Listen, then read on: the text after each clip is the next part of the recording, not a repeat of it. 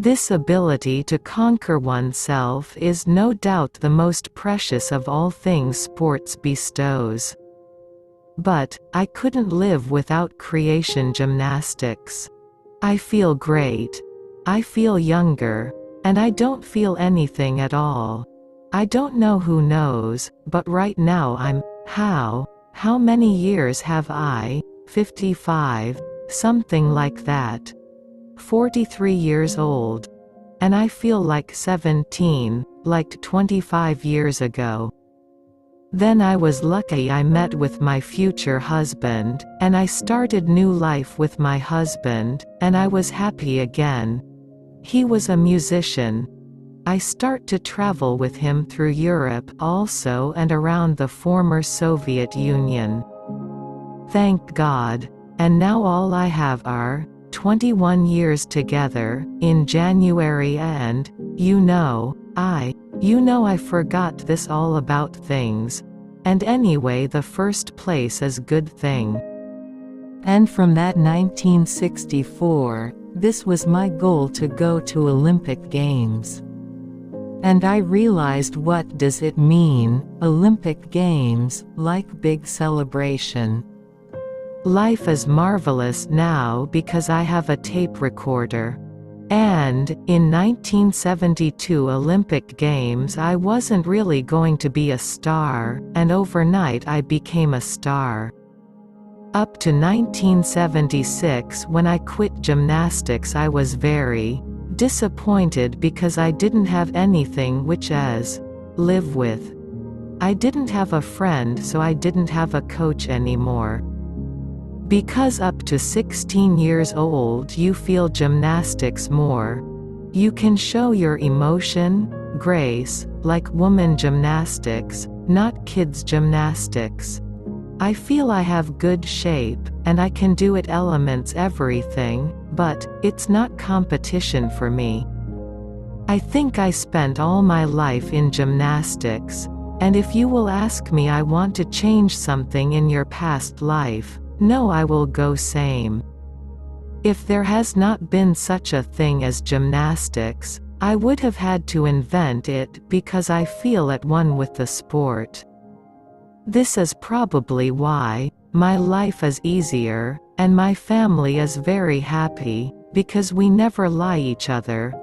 This is probably all people supposed to feel each other, so be always in all of the world there'll be peace.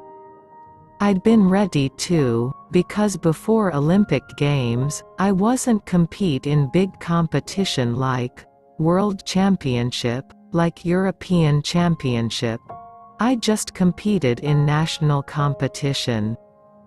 And I suggested to change very simple way to Olympic Games, in one competition, 2 different levels. Separate from, until 16, and after 16 years old. Anyway I will go same road because I was born in gymnastics. This is my, my life and my duty. How many people in the world is, each of them is individual. And I like to eat bread, somebody don't like that. This is the same in gymnastics. Finally I almost dropped gymnastics because I couldn't live without create, and and then, all public in the world start to say, we don't want to see gymnastics without Olga. I think this is all my life.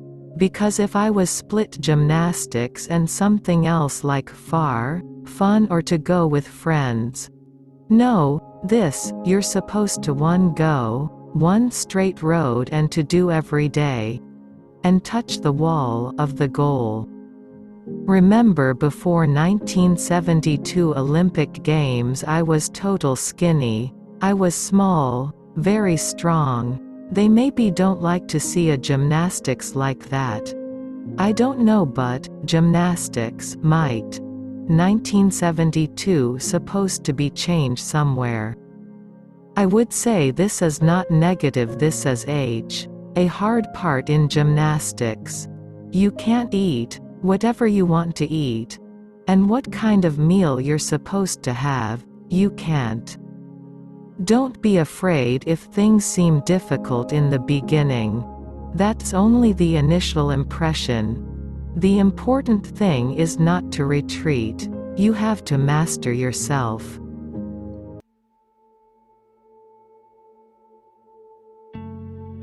Olga Valentinovna Korbut, born the 16th of May 1955 in Grodno to Valentin and Valentina Korbut. After World War II, the family moved to Grodno from Dubniaki, small town near Kalinkovichi. She started training at age 8, and entered a Belarusian sports school headed by coach Renald Naish at age 9. There, Korbut's first trainer was Elena Volchetskaya, an Olympic gold medalist 1964, but she was moved to Naish's group a year later. Initially he found her lazy and capricious. But he also saw potential in her great talent, unusually supple spine, and charisma.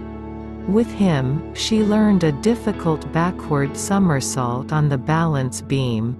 She debuted this at a competition in the USSR in 1969. The same year, Korbut completed a backflip to catch on the uneven bars.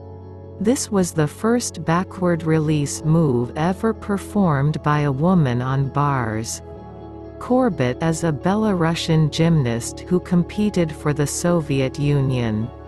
Nicknamed the Sparrow from Minsk, she won 4 gold medals and 2 silver medals at the Summer Olympic Games, in which she competed in 1972 and 1976 for the Soviet team, and was the inaugural inductee to the International Gymnastics Hall of Fame in 1988. She finished 5th at her first competition in the 1969 USSR Championships, where she was allowed to compete as a 14-year-old. The next year, she won a gold medal in the vault. Due to illness and injury, she was unable to compete in many of the competitions before the 1972 Summer Olympics. Korbut retired from gymnastics in 1977 at the age of 22, considered young for gymnasts of the period, but her influence and legacy in gymnastics was far-reaching. Korbut's 1972 Olympic performances are widely credited as redefining gymnastics, changing the sport from emphasizing ballet and elegance to acrobatics, as well as changing gymnastics from a niche sport to one of the most popular sports in the world.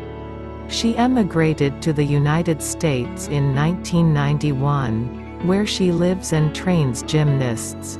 In 2017, Korbut sold her 1972 and 1976 Olympic medals amongst 32 lots, including 2 golds and a silver from the Munich Olympics, which fetched $333,500 at heritage auctions.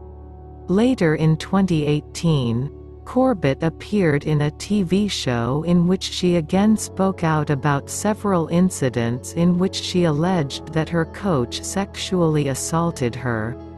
As a result of Korbut speaking out publicly, several other gymnasts who had also trained under Nish spoke of similar incidents to Korbut's allegations.